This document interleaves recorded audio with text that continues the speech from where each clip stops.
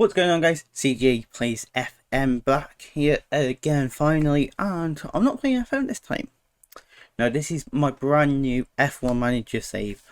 Fingers crossed this is going to happen on YouTube, that is. I may upload this video, find out I can't record the video because it's very choppy, because it's a very high game, but hopefully, fingers crossed, it should work. Basically, I've decided already on the team and the drivers that I'm going to go for.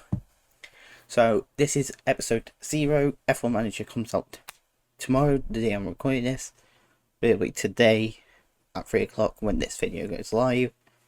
Which means hopefully Wednesday you'll have the first episode of F1 Manager with a new team that is returning to F1 that you may not knew about. Now let me take you on a little story of a certain Italian team. Now in F1 you've got the kings of Italy there. You've got Ferrari, Scarlet Reds, always a classic dominant team. There was another Italian team right at the start. No, not Alfa Romeo as you may think. Another one. Maserati. And they won the 1954 French Grand Prix, their first win. Well, one of their wins. They won 9 races in total. But they had one legendary driver for them. The great Fangio, who won that race. Well, I figured it. He may not. I showed them more research. But yeah, basically Maserati. And the reason why I'm mentioning that is if we go to this camera. Or this screen. Formula 1 have announced Maserati coming to F1. Yes, exactly. They're back. They were an engine supplier. So I'm going to explain right now some stuff about them. Why have I picked Maserati? I just think it's cool to bring in an Italian brand back to Formula 1. And I've had to do a bit of research because I was looking for some teams, old teams. That's what I wanted to go for. I wanted something old school, and I was trying to work out which one to go for. And then I learned a bit about Maserati. And you know what? I'm going to show you a bit of their Wikipedia, which I know you never meant to trust. But there is some sources that just make the story of Maserati very unique. But we will go with Ferrari engines for 2024 and 2025 before the whole regs get changed in 2026, which I'm going to try and see if I can download a mod that lets me download, update the game, update the calendar and all that stuff. So I would like to do that this year. Last year I did some liveries, custom liveries into the game. So I'll do that again with you guys because I feel like it adds something to the save. When you bring in new teams like that as well. Like last year it was Aldi and Andretti. So Aldi will definitely come in 2026. Andretti may replace Alpine/Renault, but I'm not going to confirm that yet. Because that was a team that I was potentially, but I felt like everyone was going to do like Andretti. I've seen quite a few Lotus. I've seen a couple of Spiker. So I thought Maserati was very unique. Because I haven't seen anybody talk about them. So yeah. Driver 1 is this guy. Antonio Giovinazzi. Italian Ferrari driver. Here he is driving in what is their endurance class. He has that F1 experience from 2019 to 2021, but he also raced in 2017 for a one-off round as well. So they for the injured Pascal Wehrlein, who this weekend, when I'm recording this, won the Formula E Championships. Unfortunately, he is not in the game. If he was, I would have actually gone for him. I would have put him into this universe. I think that would have been cool. And then driver number 2 is this man. Mick Schumacher. He's back. And the reason is, similar to Giovinazzi, has that experience. And there's also has a face scan. I don't think Giovinazzi is, but I may be wrong on that one. Giovinazzi may or may not be. I'm not certain. But I know this year, Liam Lawson, Teo Porcher, Felipe Djokovic all have face scans. So I'm hoping, I'm fingers crossing, that Giovinazzi does. But if he doesn't, it's fine. Don't worry about it. Their car's going to be really bad at the start, so we won't get any podiums. So yeah, those are the two drivers I've decided to go for. And I think we should now look at a bit of Maserati in F1. Or should we say in motorsport? Because they have been there before. World Sports Championships, Sports and GT cars, all that stuff.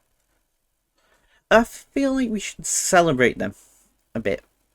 And I've already picked certain races that I am going to celebrate Maserati's history, because I think that's cool. Because we can do custom liveries for one-off races. Technically, it's like a special livery.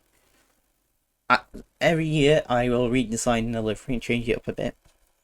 Classic Maserati, but there's certain ones that already in my head I'm going, oh, this race here, there'll be one.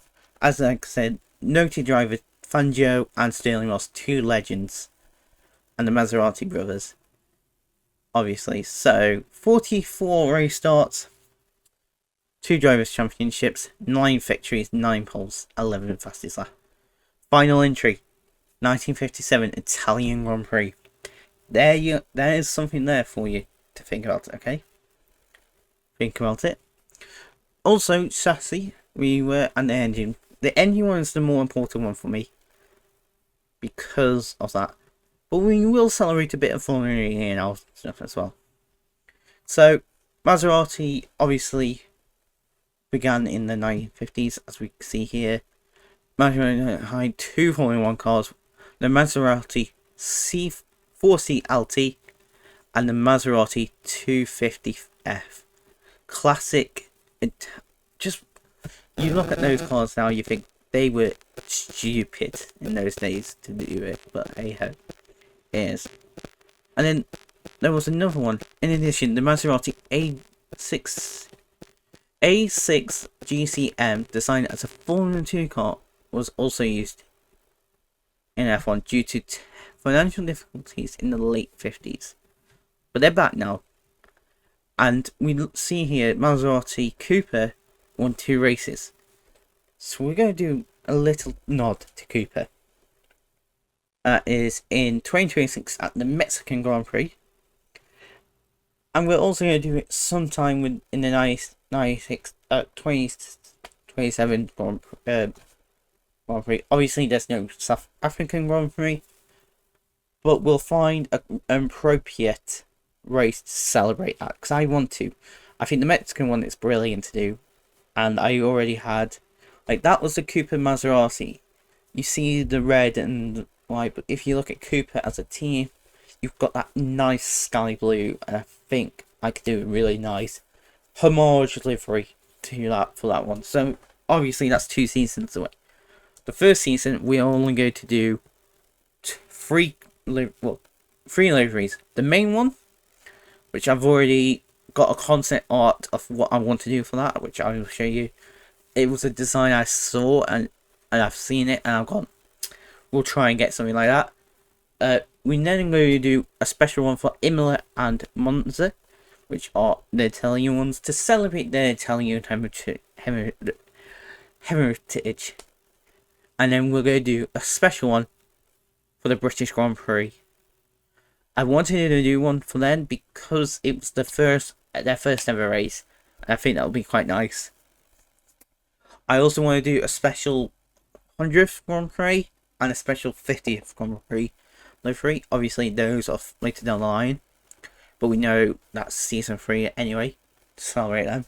We won't do 25 because it's a 24 race calendar, so obviously it's not going to be, it's basically just going to be, here's the new livery for the season livery. It's not going to be like we just roll it out in Bahrain or Australia, whichever is going to be the first Grand Prix that year. So yeah, so I'm going to show you a couple of Maserati designs I've seen on the internet. Obviously I've not designed these. I will show you my design in tomorrow's episode, where I could spend quite a bit of time on it. So as you can see here, there's some custom obviously this is the Maserati 250F, the classic red, which is interesting that I'm not going to go red. I am going to go blue for one reason. And that is the fact that obviously this is like a Maserati mixed with a Haas. The Formula E team is blue. And I do like that stripe. Obviously, I don't think we could do that on the game. I have looked at some videos where I'm recording this. So yeah. But like, you got Jaguar as well, which is a very cool. Like, that was another team I was like, oh, that could be interesting. But this is like a black Maserati. Just a plain black one. But you see here, you've got the blue. You've got that quite unique blue, dark blue, that seems to be the new Maserati way. As you can see here. And obviously this is somebody from the race department or overtake. That's where I'm going to get my mods from. So if I click on them here, obviously this is F1, but what I want to do is go for well, there's, look at that, Ferrari, Martini. There's some cool mods on here. Basically, I think this is going to be, but there is all like the Salmod. See, Verstappen. Like, there's so many mods on here. That's cool. Some of them obviously for F1 24. But the one I have seen one, I just search F1 Manager 23. Look, I've already got it from last year. I also call F, like, here you go, F1 23. Here we go. So McLaren Monsters livery. Like, look at that. That was one I used last season. A really nice one I thought was quite nice. Was this one, which I thought was a really nice livery for Red Bull. This guy does really good liveries, so I may use some of them. Obviously, I'll credit him. But yeah, yeah.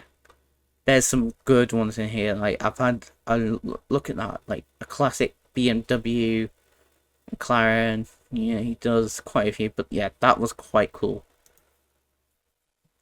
So I do want to try and do some really cool liveries. I do wonder if he did one for F1 Manager 22. I'm going to see.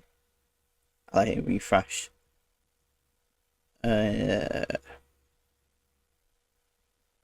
think that's the one I want. Yeah, really. Yeah, custom liveries. There were some good ones like Williams Golf, McLaren Triple Crown, the Goats, TV, Renault, Mercedes W14B mod. So that's their updated livery and all that. See, look, Maserati has team mod. So that was a custom design. I wish I knew about this website last year. Oh, for F1 Manager 22. Because there's some really nice liveries here that I wish I had.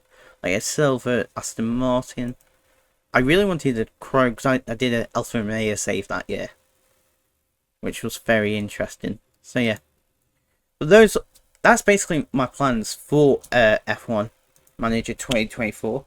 So hopefully you're going to enjoy it and support me on it. It's going to be fun.